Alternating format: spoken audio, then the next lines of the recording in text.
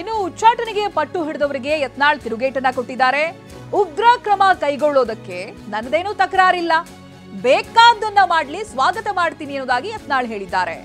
ಪಕ್ಷದ ಅಧ್ಯಕ್ಷರ ಜೊತೆ ನಿಲ್ಲುವಂತೆ ಈಗಲೂ ಹೇಳ್ತೇವೆ, ಉಚ್ಚಾಟನೆ ಆಗುತ್ತೋ ಏನೇನಾಗುತ್ತೋ ಆಗ್ಲಿ ಅನ್ನೋ ರೀತಿಯಲ್ಲಿ ಮಾತನಾಡಿದ್ದಾರೆ.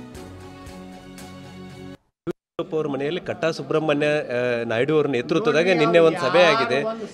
ನಿಮ್ಮ ಮೇಲೆ ಶಿಸ್ತು ಕ್ರಮ ತಗೊಳ್ಳಿ ಅಂತೇಳಿ ಒತ್ತಾಯ ಮಾಡ್ತಾ ಇದ್ದಾರೆ. ಉಗ್ರ ಕ್ರಮ ಕೈಗೊಳ್ಳಕ್ಕೆ ನಂದೇನು ತಕರಾರಿಲ್ಲ, ನಾ ಸ್ವಾಗತ ಮಾಡ್ತೇನೆ. ಅಲ್ಲ, ನಿಮ್ಮ ವಿರುದ್ಧ ಸಭೆ ಸೇರಿ ಸಭೆ ಮಾಡುವ ಅವ್ರ ಮನೆಯಲ್ಲಿ ಚಟುವಟಿಕೆ ಅವ್ರ ಬಗ್ಗೆ ಅವ್ರ ಹಿಂದಿರೋರ ಬಗ್ಗೆ ಒಂದು ತೊಟ್ಟಿಗೆ ಪಿಟ್ಟಕ್ಕೆ ನನಗೆ ಗುರ್ತದ. ಅವ್ರ ಬಗ್ಗೆ ಮಾತಾಡಿದ್ರೆ ಇಶ್ಯೂ ಡೈವರ್ಟ್ ಮಾಡ್ಬೇಕತ್ತಾರೆ. ನಾವು ವಕಫ್ ಹೋರಾಟ ಇದು ಅಟ್ಟೆ, ನಮ್ಮ ವಕಫ್ ಹೋರಾಟ ನಿಮ್ಮವರೇ ನಿಮ್ಮನ್ನು ಕೆಣಕಾಗತ್ತಾರೆ. ಏನಾರು ಮಾಡಲ್ಲ, ಅವ್ರಿಗೆ ಅಭಿನಂದನೆ ಸಲ್ಲಿಸ್ತೀನಿ. ಇವತ್ತು ನ್ಯಾಷನಲ್ ಫಿಗರ್ ನಾನು ಮಾಡ್ತಾ ಇದ್ದಾರೆ, ಅವ್ರಿಗೆಲ್ಲರಿಗೂ ಅಭಿನಂದನೆ ಸಲ್ಲಿಸ್ತೀನಿ.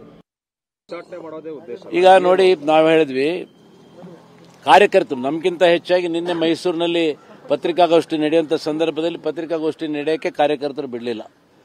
ಇಲ್ಲ, ನೀವು ಪಕ್ಷ ಮೊದಲು ಅವ್ರನ್ನ ಉಚ್ಚಾಟನೆ ಮಾಡಿ. ನಾವು ಈಗಲೂ ಕೂಡ ಅವರಿಗೆ ಅಲ್ಲಿ ವಿನಂತಿ ಮಾಡ್ತೀವಿ. ಈಗೂ ಕೂಡ ಟೈಮ್ ಮಿಂಚಿಲ್ಲ. ಪಕ್ಷದ ಜೊತೆಗೆ ಕೈ ಜೋಡಿಸಿ, ಪಕ್ಷದ ವಿರುದ್ಧ ಹೋಗಬೇಡಿ, ಪಕ್ಷದ ಜೊತೆಗೆ ಬಂದು ಪಕ್ಷದ ಅಧ್ಯಕ್ಷರ ಜೊತೆಗೆ ನಿಂತರೆ ನಿಮಗೂ ಗೌರವ ಇರ್ತದೆ ಅಂತ ಅವ್ರನ್ನ ವಿನಂತಿ ಮಾಡ್ತೀವಿ. ಅದರ ಮೇಲೆ ಇದೇ ರೀತಿ ಮುಂದುವರ್ಕೊಂಡು ಹೋದರೆ ಪಕ್ಷದ ಅಧ್ಯಕ್ಷರು ಈಗೇನು ಕಾರ್ಯಕರ್ತರು ಹೇಳ್ತಾ ಇದ್ದಾರೆ ಅದು ಉಚ್ಚಾಟನೆ ಆಗ್ತದೋ ಏನೇನು ಆಗ್ತದೆ.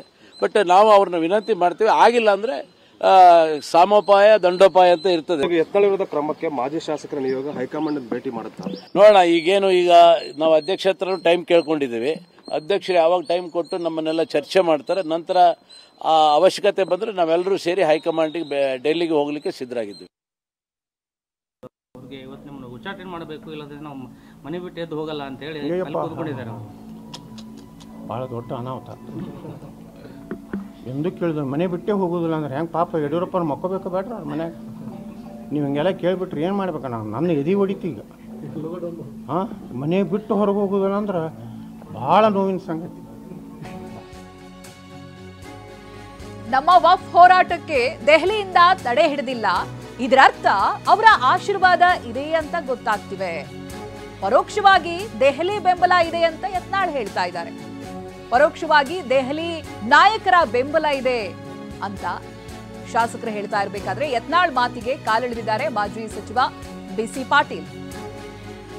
ಹೈಕಮಾಂಡ್ ಅವರ ಪರವಾಗಿಲ್ಲ, ಇದ್ರೆ ಹೆಸರು ಹೇಳಿ, ಗುಮ್ಮ ಬಂತು ತೋಳ ಅನ್ನೋ ಹಾಗೆ ಹೈಕಮಾಂಡ್ ಹೆಸರು ಹೇಳಿಕೊಂಡು ಹೀಗೆ ಮಾಡ್ತಿದ್ದಾರೆ ಅಂತ ಆರೋಪಿಸಿದ್ದಾರೆ.